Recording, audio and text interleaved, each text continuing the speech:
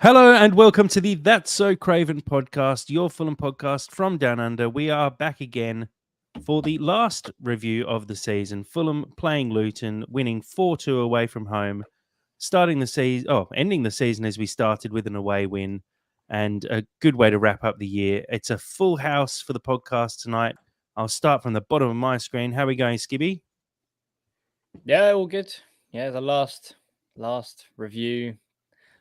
you know what? I'm actually so upset with your title that I'm actually speechless. So go to the next person. No, vent, Skibby. What? You have the No. floor. Use the floor. I'll need You to know what? explain the title of Luton Go For Four, as in Luis Boamorte. It's brilliant. You just It's don't really get it. It's fine. terrible. It's I fine. literally have sick in the back of my throat at the moment. So. I'm handing this job off to someone else next year. Dave, how are we going today? Tim Ream again, ole ole. Tim Ream again, ole ole. Tim Ream again. Oh, what a great song. Yeah, loved that yesterday. Not quite sure what it means. Does it mean stay another year? Does it mean literally there's Tim Ream again? I don't know, but I loved it. And yeah, I'm feeling really good. It's nice to end the year on a win. I look forward to the summer now. So can't wait to get into it. One thing I will say, watching it from home yesterday, all you could hear was Fulham fans all day long, which was just joyful. And some of the songs being sung, I'll get you to give a few more refrains a bit later, Dave, but there was some very good stuff being sung in the stands and great celebrations at the end with Marco Silva being awkwardly hoisted onto the shoulders of a handful of players and looking very cross at Calvin Bassey about it. Sammy, how are we going today? I'm good. There's so many people here. I am claustrophobic. I am ready for anything. I have mixed emotions. One of them is grief, that I won't be doing this with you lovely people. But then there's also a relief of this season and just to get into it. Also, it kind of looks like me and Dave are wearing the same thing, which I'm kind of about. And I just look forward to wherever this goes, you know? Yeah. Lovely. Kind of looks like we're a five-a-side team in a 1-1-1-1-1 formation. Dad, how are we going tonight? Yeah, good. Thanks. Very excited to have a full house here. First time ever, I think. First time ever for everyone first time ever for everyone in the same room. It's like the Partridge Family for anyone who's old enough. Go and look up the reference. Or Like Brady Bunch at least. A very niche pub quiz question. When was the only time that all five members of the That's So Craven podcast were on the same podcast together? Guys, before we crack on and talk about the Luton game, let's just a reminder of the Discord. It's a great place during the off season, especially to keep in touch with the Fulham community. Loads of stuff being talked about on there, especially during the game and after the game. And having that dedicated transfer channel as well in the summer is going to be brilliant. Seeing those tweets come through live and then having the discussions around them. Definitely join up. You can find the link in our bio on Twitter. But yeah, please do share it with everyone else in the Fulham community as well. And then just a bit of a heads up about what's going to be happening with That's So Craven over the next couple of weeks and over the summer. We'll be having our end of season awards show in the next few weeks. We're going to hand out our coveted Player of the Season award. We're also going to be running our That's So Craven Big Fat Quiz of the Year, where we team up. I believe Skibby and Sam are in a team, and Dave and Elton are going to be in a team together. So pick your side, but join in live as well. We'll be live streaming that one. It should be a really good one. And then during the whole summer, we're going to have a fairly regular transfer show as well, making sure you're staying up to date with all the latest news around Fulham transfers. Hopefully have a few special guests on through the summer as well to fill us in. So, guys, let's crack into the game. Dave, you were there. I'll start with you. What was the atmosphere like in the ground? Well, I wasn't there, but I have been trawling the internet and watching all of the clips, and I've also spoken to a few of my friends, Michael and Artie, who went along to the game. And by all accounts, the atmosphere was excellent. You could hear it on the stream, and I think it was just a really good atmosphere.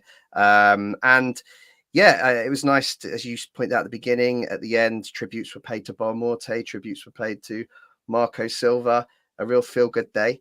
I think I was really delighted with it. I I'm quite clear before. I did not see this as a dead rubber by any means. I think it was really important to go out on a win, go out, end that run. I think which would have been if we'd have lost to Luton, who as we saw, pretty much a championship side. We'd have lost. We'd have picked up 6 points from the last 9 and got into our summer quite miserable end of season run. So I think it's really good that we've turned the corner there at the end, got a win. Yeah, we can look forward to next season now and 13th instead of 14th. Skibby, I'll throw it to you. Were you surprised by the lineup? I know a lot of people were trying to predict what we were going to see. We thought maybe some youth. We thought a bit of rotation. I mean, as Dave said, it wasn't a dead rubber. There were positions at play here. So maybe expected a full strength side to be put out. But there was quite a fair bit of rotation. Yeah, I mean, I didn't expect the youth, to be honest. Like, they were fresh off winning the was it under 21s Premier League Cup. So, I mean, let them have that. Let them enjoy that. There's no point throwing them into a game for their debut. I think it would just been too much of a overbearing week for them. But so big up those guys. But yeah, I don't think it was the time. But yeah, I mean, Jimenez, coming in for Muniz, I thought that was a bit weird. I really wanted to see Muniz break double digits. I think that was just all he deserved. And I thought that was a bit weird. But I mean, you look at the scorers. So what do I know? But yes, Traore started. Traore started a game and he was very impactful from the get-go. So, I mean, shock horror. I mean, we were all football managers, it seems. But no, I think, there's a few. I think he was just sort of giving some minutes to some fringe players. So I think, we hadn't seen much of Reed. We hadn't seen much of Ream. I think was something which, he did anyway because he had to. His sort of hands were tied with the ban for Tosin, but I think Reed coming in, Traore starting, Jimenez, and I think Wilson as well. So I think it's just all giving the fringe players a good go, and there was no pressure on them, and it showed. I think they looked really relaxed. They looked like they were enjoying themselves, and that was a Wilson that I would like to see more often if we can. He was very good. Which I'm now on this sort of seesaw of would I be happy with Wilson going, or if he plays more like that, then maybe he has got a future at Fulham coming in off the right. But no, I mean, anyone who got that lineup spot on, play the lottery, because I have no idea how you done it. But yeah, I think it's something you expect at the end of the season, and good on them. Relaxed atmosphere, relaxed team, and they looked like they were up for it. So I was all for it. What does that mean?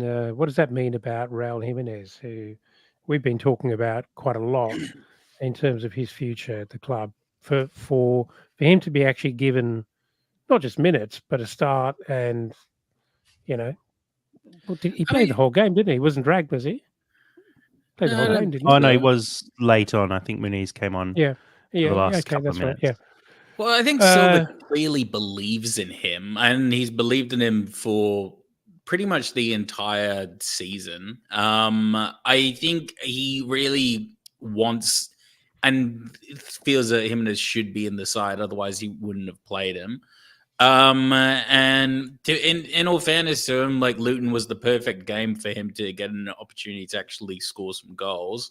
Because if he wasn't going to score against Luton, I think it would have been a definitive you're gone.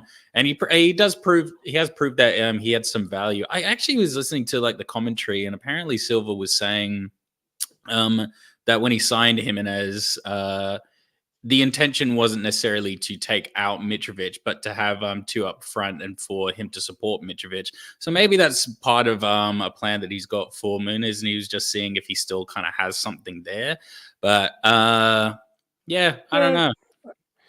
No, I'm not fully buying that. I just think financially, economically, it doesn't make sense for someone to be a backup to Muniz, who is surely the man. He cannot be thinking that Raul Jimenez is a better prospect than Muniz, surely. No, I think the point is Silva came out and said that when he signed Jimenez, the idea was that Jimenez was going to play alongside Mitro. Yeah. I don't know what that means. Possibly in the Pereira position, sitting behind him as a bit of a shadow striker or something. I'm not sure. But Silva basically said he wasn't brought in as a backup. I don't think anyone foresaw what was going to happen with Muniz this season. I think Silva maybe thought two more years down the line, Muniz will burst onto the scene, but probably didn't expect it to happen so soon. So it has thrown it all out of kilter a little bit. But, I mean, Jimenez has had a fairly good season. He scored, I think it's 7 goals in total in the league, which is a pretty good outcome for someone who's kind of only played about half the games. And he's had a lot of injury someone who problems. He had a lot of injuries, but also someone who was coming to the club on the back of, I think it was 24 games without a goal or something crazy like that. So to actually end up with 7 doesn't sound overly impressive when you look at some of the other strikers in the league, but it's not a bad outcome. And my biggest issue is the wage that he's on. That's my if point. it's to be believed, it's 100,000 a week is outrageous amounts, and so having him as a backup striker on 100,000 a week, we can't sustain that as a club. So it'd be interesting to see what we decide to do with Jimenez. And I was going to pose a question as well, and I'll pose it to whoever feels like answering it. But a few people mentioned on Twitter during the game that this lineup felt kind of like a final chance for those players to actually prove themselves that they deserve to stick around next season. How did we feel about that? Because there were a lot of players who, I think when we went through the sort of squad future and looked at people who might be leaving the club, most of those guys were actually starting on the weekend. Well, I thought Kenny Tete actually had a pretty good game. And I thought, I know Tim Ream's a different case. I was quite surprised that Bassi didn't play on the right in a Ream Bassi pairing. But as I was discussing with you during the game, it's probably actually very smart. Don't mess with Bassi. He's really good on the left. He's settled, and then just roll the dice on Ream and see if he can do a job. Actually did a pretty good job. Like, not amazing, but he actually did a pretty good job overall. For me, Bobby was Bobby. Wilson, he's schizophrenic, or maybe just I don't know. He's emotionally fragile, as we've said so many times before.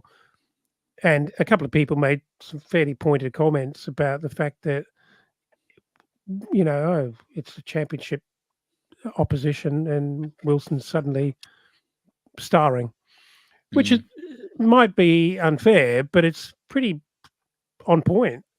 And, it's really frustrating because he's clearly got it, but maybe it's just that little nuance of quality that he would be shut down and he takes too long at Premier League level, or just doesn't have the confidence to go for what we know he's capable of.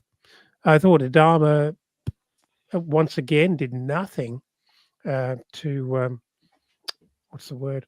Yeah, he I thought he performed really, really well. Very brave. Very I was like, he did nothing. I was like, hang on. He did plenty. He was really brave. Going round everyone though, can each person sort of pick out a player? Because I think we did talk about these guys who are all sort of squad players effectively, and I think it's worth everyone going around picking one player who kind of impressed that you'd want to keep around next season, and maybe one who started and you'd maybe saw them play and went, you're good, but maybe not quite the level we're looking for at the moment. Sammy, you've got your hand up, so you can go first. I do. I'm being very polite. Traore for me. I thought I can see us going forward with that, as it's very, very different to Willian, but I can see it being equally effective if we kind of stick to our guns on it and try to work a system around it. I want to see Traore be integrated into the squad a little bit more over Willian, just purely because Willian's aging, and yesterday kind of proved it to me that he can still kind of go, and he's still got a place. He's so unique in just what he actually offers. I mean, class is class, and Willian will always be class, but he's kind of like a nuclear bomb. If you know how to use it, then it's great, and if you don't know how to use it, then it's a catastrophe. So I think if we focus on that, it'll actually come good. Harry Wilson for me, I know he played pretty well. Just one, Sam. Just one. But this wasn't it one you want to keep and one you want to get rid of? Yeah, go on. Yeah. Wilson for me. But he wants to go through the whole squad to let you know. Yeah. No, I will fight you all. I don't care. Harry Wilson for me, I kind of echoing what we were just talking about before. It's frustrating when he can only be confident in games where he feels that he's kind of above the opposition. Maybe above the opposition is kind of unfair, but if he is bringing that level of performance every week, and then say, for example, he's just the opposition's too strong, I don't have an issue with that. The problem is I only see Harry Wilson turn up in games against Southampton, Luton, and pretty feeble opposition. I don't really feel that that's cause to invest in a player. I want to see the players who go balls to the wall against your Arsenals, your Liverpools, your Man Uniteds. And for that, I feel that Wilson's done for me. Dave, I'll throw to you next. Yeah, I don't know. I don't feel like I learned much about the team yesterday, just because of the level of opposition that we were playing. They were pretty dreadful. They looked like a bottom half championship team. So naturally, our players all looked pretty good. And some of the goals we scored, I thought were so easy that I can't imagine any other team in the Premiership conceding like that. Thinking of, Raul Jimenez's header just jumps out at me, but there was a few, they were just easy goals, simple goals. And I don't think, whereas it's really great to see a win and everyone kind of beat the team in front of them, I just don't think there's too many. I can't read too much into it, is the point I'm trying to make. But yeah, I mean, I've been really, I think that's the 5th goal contribution by Traore in quite limited games. It was great to see him start. I thought he was a threat, and I actually thought his goal was really good, really well taken finish. And clearly we can use this guy. I think it's an impact sub. I think everyone would agree that's the role, but he can make an impact. We've seen it quite a few occasions now, and he's a danger. So he'd be the one I would keep. And then for the point you made earlier on Raul Jimenez, it is great. He has scored 2 goals. That's good. I'm not taking that away from him. But as I say, the caliber of the opposition, pretty poor. And his wage is too high. So I'd like to see him be moved on, and maybe bring in someone a bit more of the same profile as Muniz that can challenge him for that place in the starting team. So that's the way I see it. Can I? Oh, sorry. Yeah, sorry. No, go ahead, Skippy. Go ahead. Okay, well, I was actually just looking up Adama Traore's strong foot, because I'm confused. I don't even know what his strongest foot is. He's just he's 1 minute. He's got a hell of a left foot, I'm telling you. Well, yeah, I mean, we saw that, and then I think it was a right-footed shot against Luton, which was this goal. So I'm just like, Jesus Christ, I have no idea what his strongest foot is, and I think that's a really good, ability to have, that you can put him on either wing and he would be effective cutting in, regardless, because you put Wilson on the left, he's always going to get down to the byline because he's got no right foot. But Traore just loves to get central regardless of what wing he's on, and I think that's a really crucial attribute to have, especially as a squad player. So I mean, to keep it short and sweet, I think you guys have hit the nail on the head. Jimenez is too expensive. I don't think Reed's got the I think that's an area where we would love to strengthen. So I as much as I'd love for him to stay, I think we can do better. But I think Traore is just the only player, not only yesterday, but throughout the season, has sort of consistently shown glimpses that he could be something in this squad. So for me, out of everyone there, I think it would have to be Traore to keep. Yeah, I'd 100% agree with that.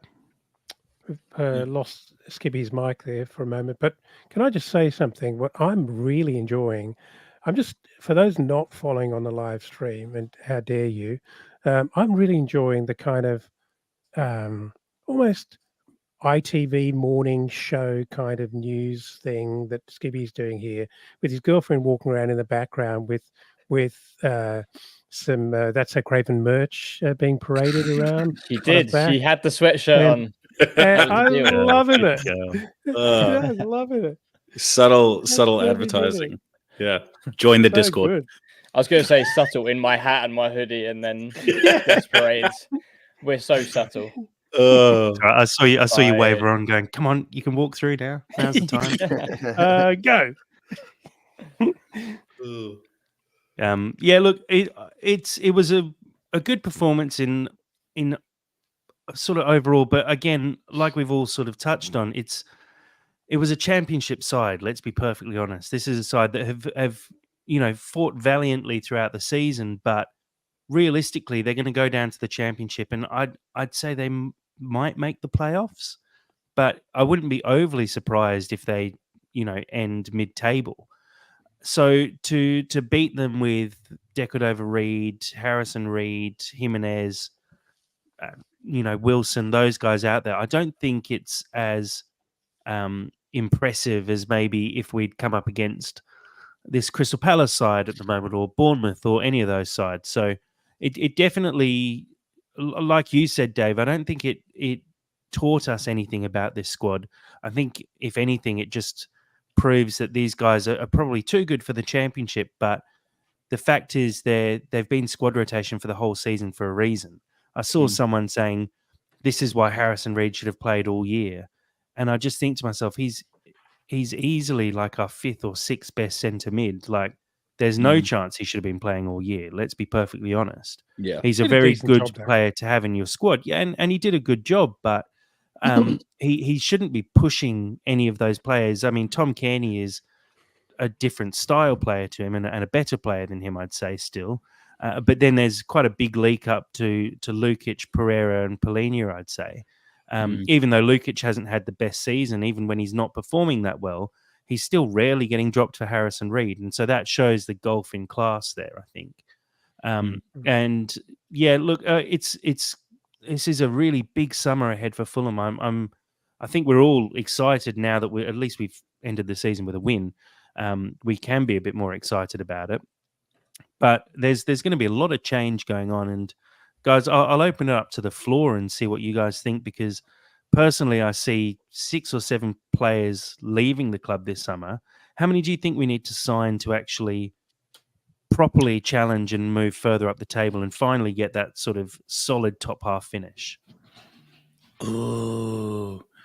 Honestly, probably about 5. I'm just kind of going through in my head.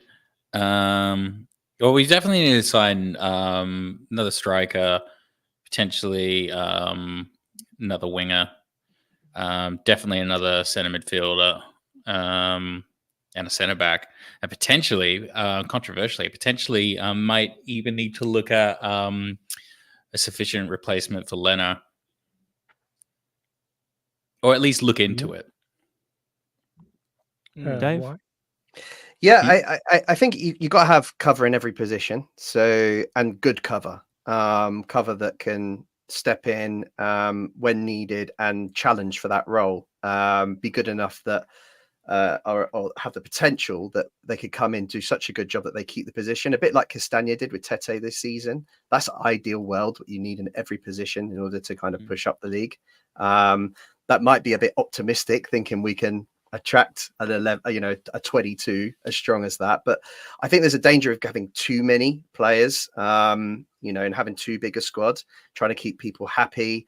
There's confusion can set in around what is our strongest team, with so many options. So I've heard Marco Silva say, I think he'd prefer a slightly leaner squad but a quality squad, and I think I think I prefer that style too, especially because we've got quite a lot of good youth players. I think could supplement, some squad positions if we've got injuries. So, yeah, I without kind of going into too much depth on all of the positions, because it's a bit unclear as who's leaving at the moment. I just think, quality, not quantity, and let's try and find some ways in which we can, use these great youth players that we've got coming through.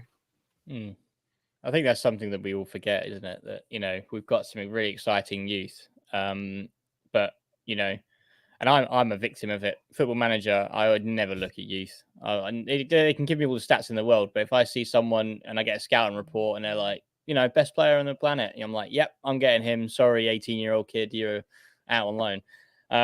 But I think for me, it's going to be around sort of six players. I think realistically, we've got people on the way out.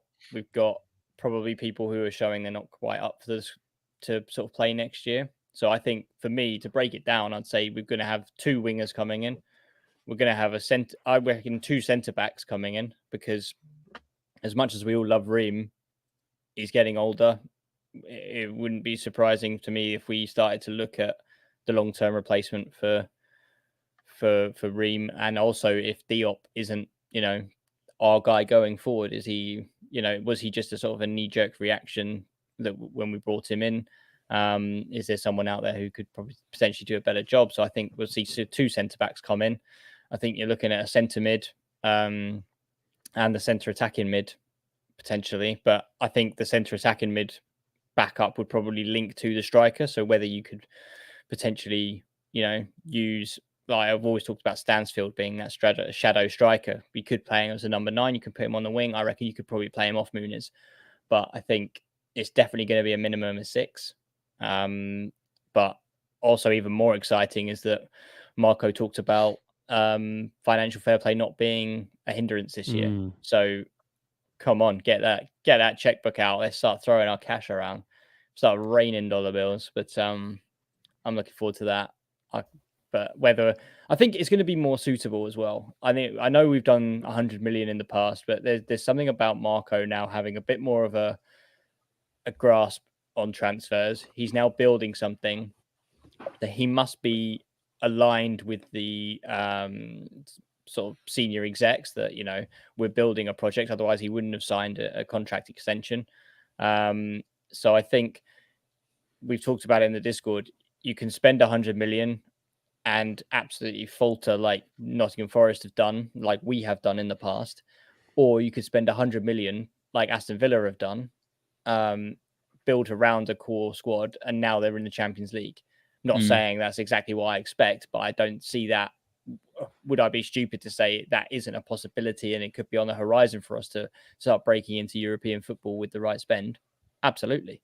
And that's why I think this season will be either an exciting step in the right direction because we haven't got those limitations that we had previously, or are we just going to be doing the same old, wait for a bargain at the end of the window?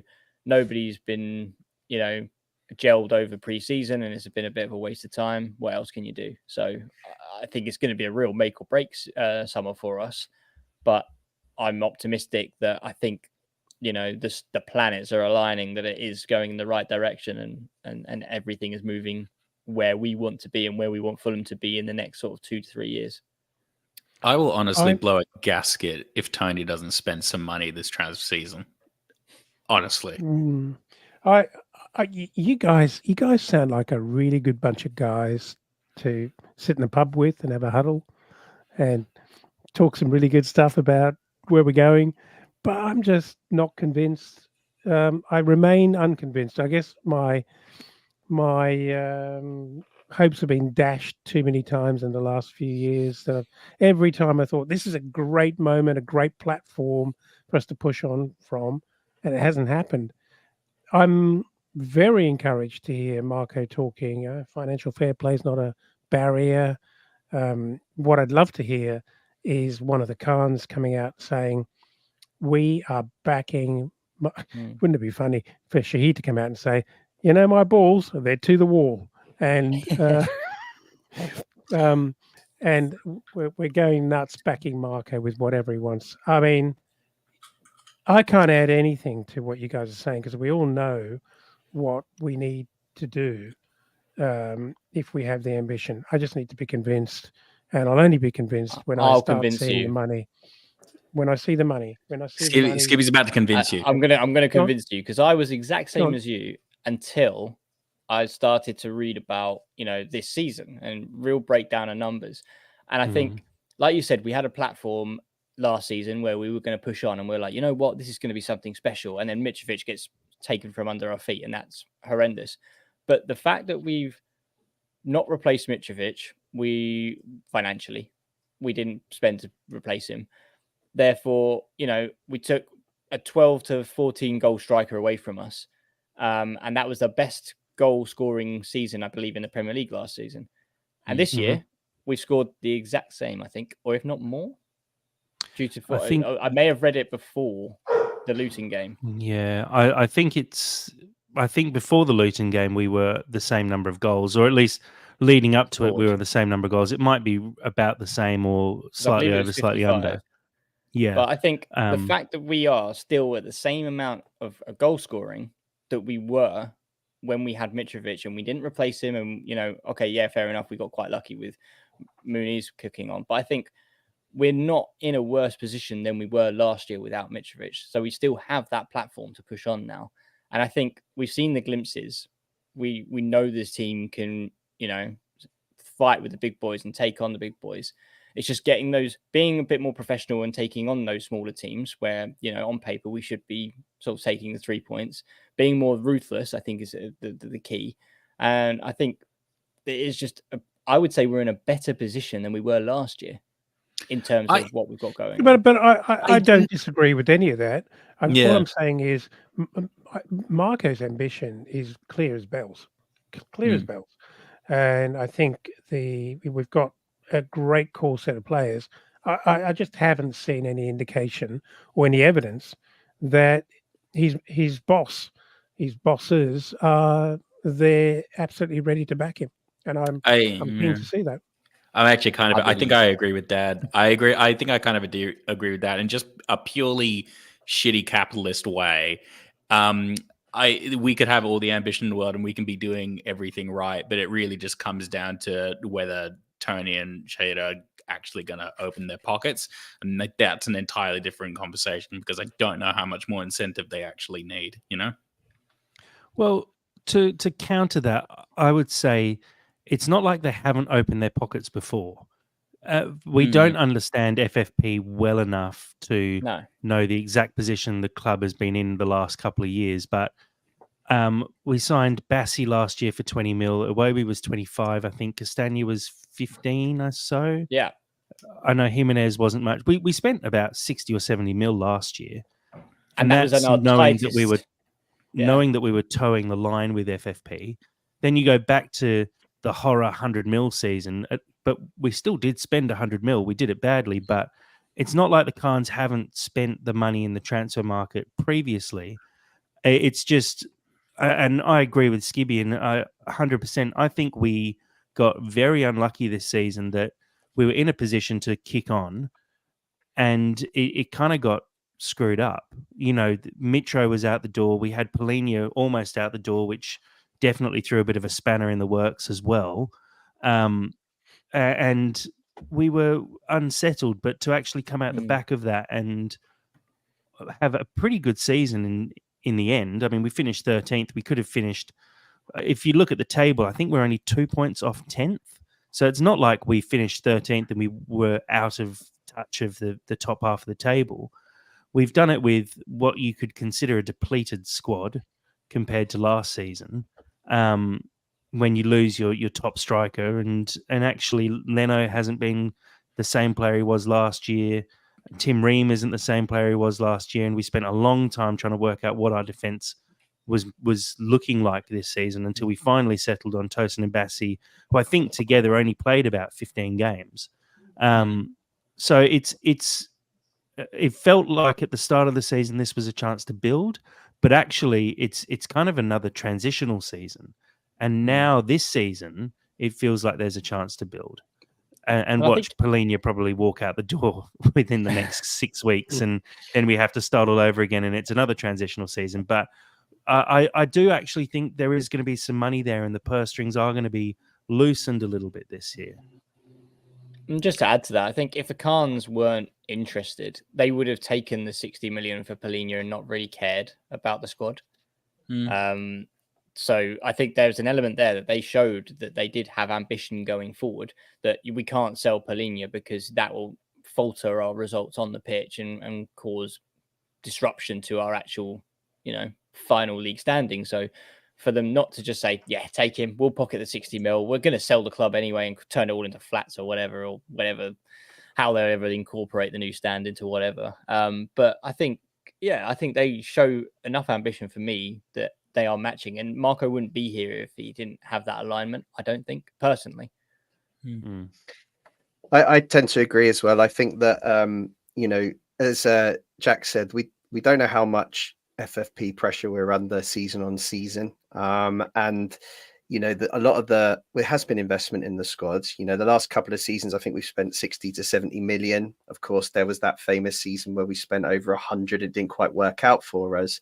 But that's probably the level of spending that we are able to make, given the revenue that we create and given the fact that we've been yo-yoing the last couple of years. And these are all subsidized by the Khans as well, aren't they? They are basically writing off this expenditure by converting any losses into shares.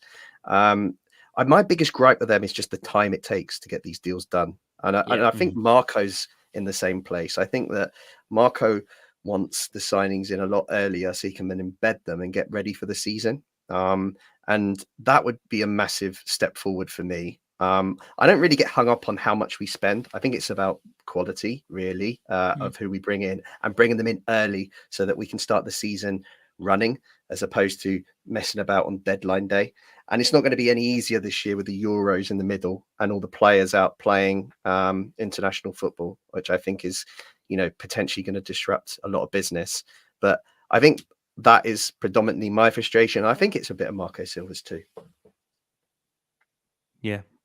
Well, I think we've summed that up pretty well in total. It's going to be a very busy summer, but kind of as we've said, the proof will be how much we do actually do in the market itself. Like not necessarily how much we spend, but how we do our business, when we do our business, and what kind of business it is. There's a lot of talk about wanting quality over quantity. I agree with that, but when you lose potentially, I was having a quick look at players out of contract this season. There's at least 4 or 5 who are leaving because they're out of contract, and then on top of that, add your loan players leaving, so Ballatore and Broja, add potentially Vinicius walking out the door, maybe some of the other midfielders being moved on, maybe Willian leaves. It could easily be 7 or 8 players out the door, and yes, adding 4 quality players would be good, but then you've got a very thin squad. And we see what happens when you have a couple of injuries and all of a sudden Marshall Goddo and Stansfield are being relied on to pick up points off their own back. I don't want to be in that position next season because that's when teams like Leicester fall deep into trouble. And you saw it with Brentford as well. They had a couple of bad injuries. They had Tony obviously out for the majority of the season. And they were actually, you'd say they're in a relegation fight this year. I don't want to be in that position where we have to stave off relegation because we've had a little bit of bad luck. I'd hope we plan better than that. And for me, that means we need to bring in, 6, 7, maybe even 8 players. Not all of them first team starters. You look at players like Ross Barkley and Andros Townsend who got bought in at Luton and did a job as squad players. They're the kind of people I think we should be keeping an eye on. And there's definitely going to be some interesting players released in the summer, I'm sure, from Premier League sides who just don't have need for those players anymore. So I'm hoping there's some bargains floating around and that we can actually properly strengthen the squad. But I think we'll just have to wait and see. It's going to be a long and fairly stressful summer, but also quite exciting, I think. Let's wrap up the Luton game itself. Just a quick look at the stats. It was all pretty even across the park, apart from Fulham's possession, obviously 60% to 40, 15 shots apiece on goal. Fulham with 7 on target to Luton 6, 454 passes for Fulham to 292 for Luton, 4 corners each, 20 fouls for Fulham, 15 for Luton. A good win in total. And for those on the live stream, just having a quick look at the table now. Fulham ending 13th in the league with 47 points, 55 goals scored, 61 conceded. as I said before, just 2 points off 10th place. So Crystal Palace, who went flying up the table late in the season, definitely could have been better, but could have been worse this year. I think we did quite well in the end to actually finish 13th. I think. Looking at the top goal scorers for the season, Rodrigo Muniz with 9 in the Premier League, Jimenez chipping in with 7, Bobby De Cordova-Reid, who I think is a bit polarising on this podcast for if he actually stays or goes in the summer. He finished with 6, Iwobi with 5, Willian, Polina and Harry Wilson all getting 4 and Pereira getting 3. There are 17 players scored goals for Fulham's this year, but these were the top goal scorers in the Premier League for us. A quick look at the final fantasy table as well. I'll make it bigger on the screen for those following along on the live stream. Our winner in the end was Andrew FFC, his team name Assassins Reed, finishing with 2,502 points. Andrew, do reach out to us. We'll sort you out with some That's So Craven merch for winning the That's So Craven League. And thanks to everyone for joining in this year. It's been something that I think most of us forgot about. Let's be perfectly honest. I don't even remember what my name was. Like, what did I even call my name? Yeah, I think actually whoever finished lower from Dad and Sam, I think has to pay for the merch being sent out to Andrew. That'll get you concentrating next season for sure. Guys, let's just have a bit of a think about, I guess, the next few weeks and where Fulham go, what you're kind of expecting in the off season. Firstly, I'll ask for everyone, well, mainly Dave and Skibby, I think, because you're more likely to be able to attend. But dream place for Fulham to go on a pre-season tour? Got to be Australia, isn't it? It's got to be Australia. We can come and see you guys. We can all stay with Elton in the towers. Good. Oh my god! Oh man, that'd be fun. I'd be amazing. Could top and tail with Sam. It'd be brilliant. Oh yeah, no, it's got to be Australia. And my 2 dogs. Well, I would love it to be Australia. Let's be honest. It's been, I think the last time Fulham came out to Australia was the Europa League season, 09-10. Or it could have been the season we qualified for the Europa League. And yeah, it was a great chance to see Fulham play out here. But do you think there's a possibility we go over to the US again and play in, what was it called, the Premier League Pre-Season Cup? Or are we expecting maybe a bit more of a closer European tour this summer? Personally, I think it'll probably be like Portugal. I think that's where, and that would also be, not to disrespect, I mean, Dave went first and completely crushed it. So now I'm going to be like, it sounds really bad. I'm like, yeah, I'd like to go Portugal, but Australia was great. Don't get me wrong. I just have to get that out there. But no, I think Portugal, connections with Marco, I think that will be a really good one. And it's only like an hour flight, 2-hour flight, if that. So it's quite nice for me. So I wouldn't mind that. Did we do Portugal last year? Is that at the start of this season, rather? Did we? Well, I know we went to could America. Have been the season. Did we do both? It could have been 2 years ago, I think. I think it was 2 years ago. Yeah, I think you're right. I think it was 2 years ago because we went to America. But to be honest, it wouldn't surprise me if the Khans really wanted to sort of push the full America dream. So off to America. But I would love to see Portugal. The only thing that's different this year is obviously the Euros, and whether that kind of means that a lot of the clubs don't do as much traveling pre-season. So it may be a European trip for Fulham. And I also think that Premier League tournament was announced a lot earlier last season. They've already announced by now. Crystal Palace, Wolves, and West Ham, I think. Oh, have they? Okay. Well, then maybe then there it is possible. I was looking at it. I was just like, boy, we really do spoil our American brothers, don't we? With Wolves versus West Ham or Wolves versus Palace. You're like, oh, don't eat it all at once. Yeah, I was just having a look as well. Arsenal, Man U, and Liverpool are going out to the US, and Newcastle and Tottenham are coming to Australia. So that's already locked in. Newcastle and Tottenham play at the MCG on May the 22nd. Yeah, they're already out. They've already gone out. Wow. I remember. Yeah. But I don't know. But yeah, I mean, based on that, you'd expect. I think you're probably right as well. It makes sense with the Euros coming up to stay a little closer to home. Yeah, I'd love for them to come out to Australia, or maybe just somewhere a bit interesting. I mean, you think about those pre-seasons in Portugal. I was just having a look. It was the season before where we beat Nice 2-0 in the Algarve Cup, and then it went to penalties straight afterwards, which we Yeah. won 3-2. Didn't we And get I thumped think by there was another someone? game we played where they played 3 20-minute thirds. That's right. So it's kind of like interesting to go and do something like that, but at that point it's barely an actual game of football. It's a proper kickabout with fans in a stadium. Yeah. Whereas you come out to a place like Australia, even to the US, you were getting very good crowds out there. And maybe I think the US was quite good last year. The quality of the opposition, at least, you're playing fairly full strength sides. I think Villa put out a very good side, and the Brentford side gave us a good game as well. But yeah, I do think it's going to be a little closer to home this year. You talk about it, you say that with the Euros being on, but AC Milan and Roma are playing in Perth. Yeah, that's true. But again, I think that's quite soon. I think that's in the next few weeks. Is that before? Yeah. Yes, it is. Like, so it's not really pre-season. It's like more post-season. Yeah. But, it's fully post-season. Yeah.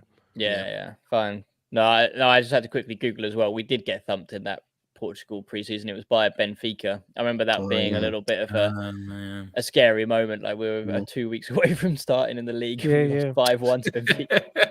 I was like, oh yeah, we're really off the pace. But then we weren't. Yeah. It's all right. We got Jow out of it, so it'll work out. Yeah. Well, I mean, Polina as well. I think about pre-season last year and the hassle of Polina breaking his wrist, was it? Or his forearm, I remember that. Yeah, and being out for the first 4 or 5 games, and Ream was out as well. He had a broken arm. Yep, because I think Polina started centre back, didn't he? And then I remember that. Diffuser rules came in. Yeah. Oh God.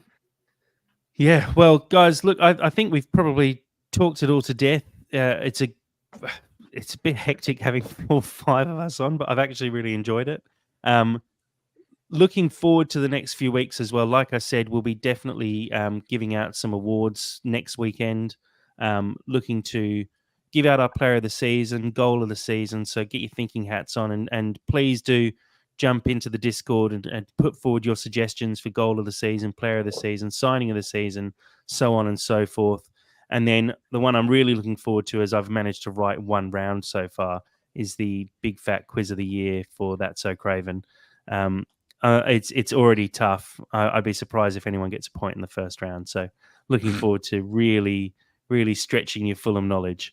But we really do hope lots of people join in on the live stream for that one as well, without giving away answers while we're going. But should be a really, really good one. And obviously covering all the transfers during the season as well, the off season rather.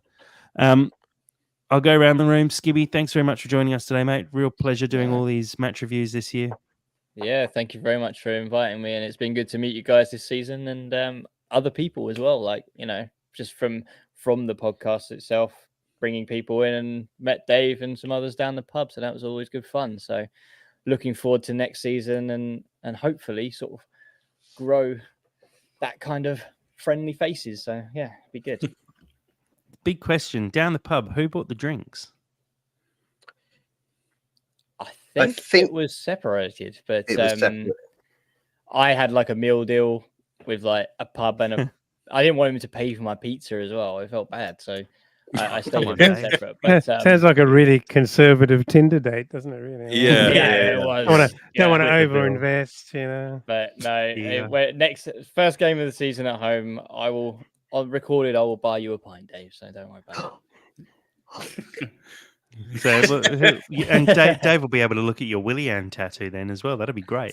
I thought you said something else there. It got pretty close. It got pretty close. I'm really glad you have I was going. I'm that one glad you have TikTok. a really good connection there. If your connection drops slightly, but no. Yeah. I mean, by all accounts, you're going to buy him a drink first. I mean, it's the least you could do. Whoops. Dave, thanks for joining tonight, mate. And again, same as I said to Skibby, thanks very much for being involved in all of these this season as well. Oh, I've absolutely loved it. And yeah, I'm really hoping I pass my end of year appraisal and Elton lets me back next season so I can join in again. So yeah, massive thanks for having us. And yeah, big thanks as well, I suppose, because it's the end of the season, to all of the people that have engaged with the That's So Craven podcast throughout the year, particularly these live streamers, the people that follow us while we're on. I mean, it's just, where would we be, without these guys? You know, Steve Anderson's, what a legend. You know, where would we be? You know, Black, White and Fred, the Colm Buglers of this world. Our real bread and butter are That's So Craven ultras. I really thank them. And yeah, we're looking forward to coming back next season to provide you with even more brilliant That's So Craven content. So yeah, let's enjoy the summer. Love it, Dave. And yeah, I'm sure you'll pass your appraisal, but there'll be no new raises this year. So just so everyone's aware, I get that out nice and early. Sammy, thanks for joining tonight. Not too late for you. That's quite nice. No, it's actually this is a nice finish, and it's a fitting finish. Genuinely, Skibby and Dave, it's been a tremendously wonderful thing having you guys join the pod and branch from a family pod to a wholesome community pod. It's actually been integrated very, very nicely, and I'm very, very proud of the way in which we've done it. Yeah, and again, just the engagement as well has been so great, and none of us had to show our William to get it, and it's been so nice. And I'm just genuinely I'm ready to do it next season. I'm ready to go through all the transfer bullshit because I get to do it with you guys. And isn't that fun? Fuck, we've been doing this 3 years now. That's crazy. Or we're about to. But yeah, anyway, thanks for having me. Yeah, I hate to put a downer on this. Jack Singer's on the last one here, but I have just checked the paperwork, and it appears that Dave and Skibby are on loan. So it's been great, guys. But Go on, show your William. Get it out. Get it out. Last ditch effort. I think I need to speak to HR.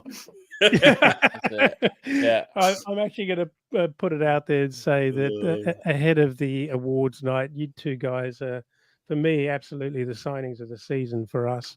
And really, really enjoyed having you as part of it. And thanks for, you know, embracing it all and really diving in and making it your own. And it's been great that people have jumped on and followed you guys and brought you into the family. So really good stuff.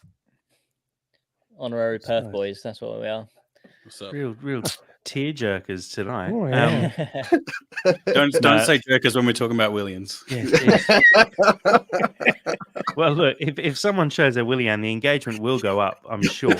That'll be very clippable for the socials. But no, as I'll echo what everyone has said, it's been a real pleasure doing this again this season. Obviously not finished for the year yet, but seeing as it's the last game, it really has been good fun to get you guys involved, Dave and Skibby. It's been great to not have to talk to Sam quite as much, so I've really enjoyed that. Joking, Sammy. But it's been good fun, actually, just being able to grow what we do and having so many people engaging with us as always, and starting the Discord this year. You know, we'll be changing the way we do things a little bit next year and moving to a slightly different platform, so the visuals will improve, and hopefully we'll be able to get a little bit more on the YouTube and push that to grow a little bit further. And yeah, I'm really looking forward to the future of That's So Craven, because it is very bright. Sammy, you've got your hand up for some reason as I'm about to wrap this up. Yeah, I was just going to say, like, are we having tryouts as well? Are we going to try and like make sure that everyone's on their toes? Is like, because we've been criticizing the squad all season, so are we going to hold ourselves to the same standard, or what are we doing? Yeah, send in your. Everyone went really quiet. Everyone went really quiet. Send in your 40-yard sprint times and your vertical jump scores, and we'll check how we go. I just liked we were going to be increasing our visuals, so it's like, you know, more FaceTime. Yeah, exactly. We're getting some close-up cameras for next season. That's increasing the visuals. No, guys, thank you very much for joining today. Like I said, we'll be back possibly the weekend, maybe next week with the end of season awards and the quiz not long after that. Thank you to everyone who's joined in on the live stream today and engaged with us throughout the season. We really do appreciate the support. And please, as always, do share the podcast around with your Fulham friends. We really appreciate all our new listeners and all the people who join in and engage with us on Twitter, on Discord, on Instagram, on Facebook. We're everywhere you could possibly find us. So we really appreciate all the support. So, guys, to wrap up the final match review for the season, as always, come on, you Whites.